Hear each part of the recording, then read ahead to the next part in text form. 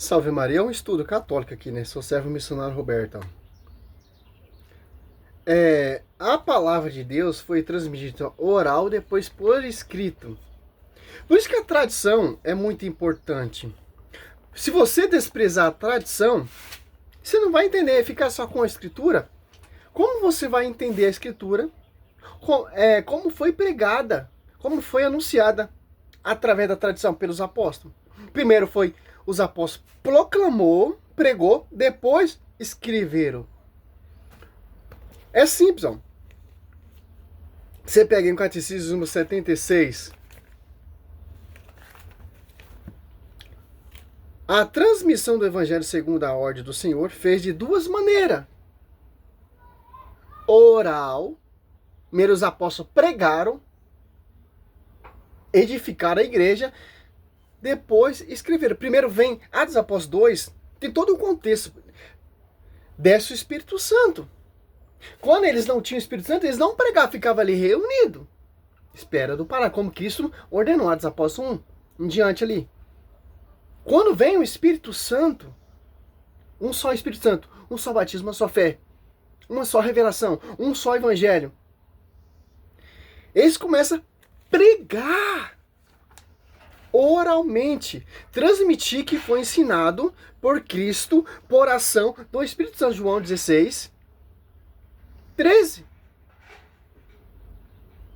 Atos dos Apóstolos 2, essa igreja se torna pública. A igreja surge, fundada e gerada na cruz. Não tinha Bíblia, tinha o Velho Testamento. Não tinha o Novo Testamento, a vida pública de Jesus. Os apóstolos usavam a Septuaginta para pregar, para anunciar, mas o Novo Testamento, o Novo Testamento não tinha. Igreja protestante nem sonhava em existir. Olha só, você vê como foi, cara. Oral, ó, pelos apóstolos, na pregações oral. Por exemplo, e ação transmitida aquelas com coisas que recebeu das palavras da convivência e da obra de Cristo. Ou aprenderam da sugestão do Espírito Santo. Ó. O Espírito Santo é Deus, o próprio Cristo. Olha só.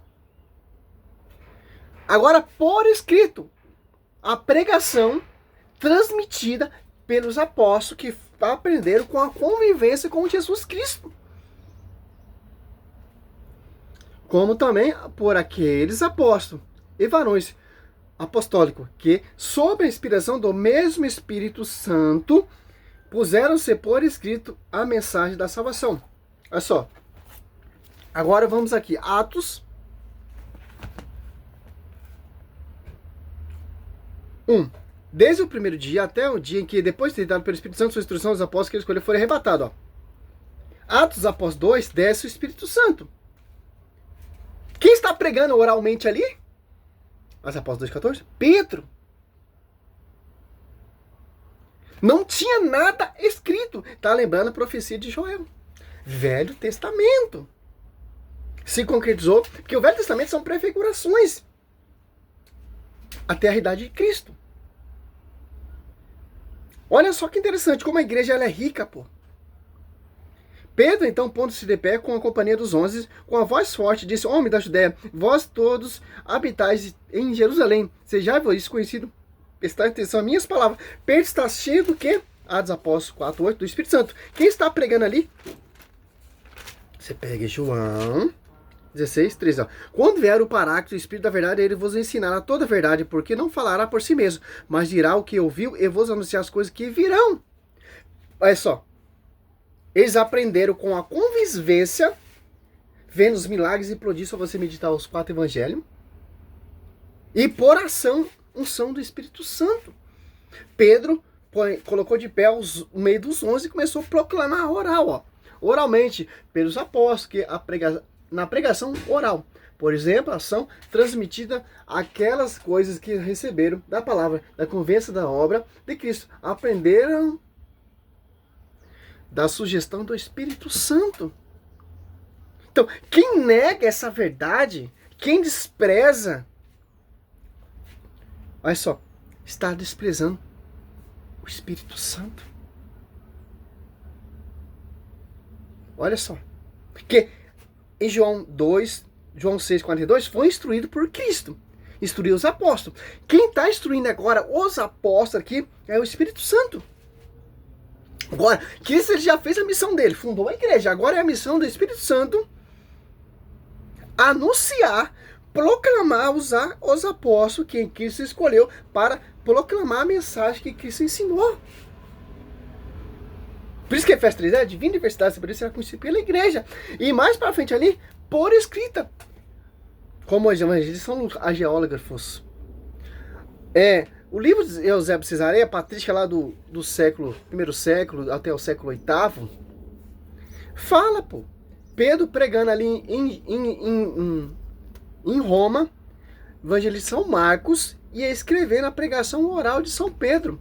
Porque ele sentiu a necessidade do Espírito Santo em escrever a pregação de São Pedro. O livro de São Marcos ali é toda a pregação de São Pedro, O livro de São Lucas, ali, que ele escreveu ali, ele foi pesquisar profundo, Atos dos Apóstolos, ali, o Evangelho de São Lucas que escreveu, são a pregação de Paulo, dos apóstolos. Mesma coisa vai em São Lucas, Paulo pregando as suas cartas paulinas e ele escrevendo. São católicos. Eu só fico com a Bíblia. Você está desprezando a tradição. Você está desprezando o magistério. Você está desprezando o Espírito Santo, meu querido. Porque o Espírito Santo está uno com o magistério, com a tradição e a escritura. Como vai dizer aqui, Catecismo, parágrafo 80. Eu não vou esticar muito, é um estudo simples para você entender. Aqui, Se você pegar o 77, 78, 79, você vai ver quem foi confiado ao ministério apostolado. Você pega aqui 80, a transmissão, a tradição e a Sagrada Escritura estão entre si, inteiramente unidas. Aí comunicação, pois provém ambas da mesma fonte, Por isso que os caras desprezam a igreja. Se vem da mesma fonte, se vem do mesmo Espírito Santo que inspiraram pessoas a escrever, tanto oral e por escrita, é a mesma fonte. Por que você vai desprezar o Espírito Santo, o magistério e a tradição, que é a mesma fonte, e ficar só com a escritura?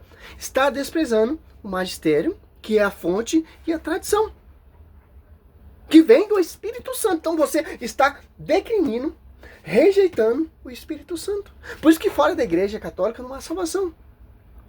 Mateus 18:7 é um pagão e publicano. 18:17 é um pagão e publicano.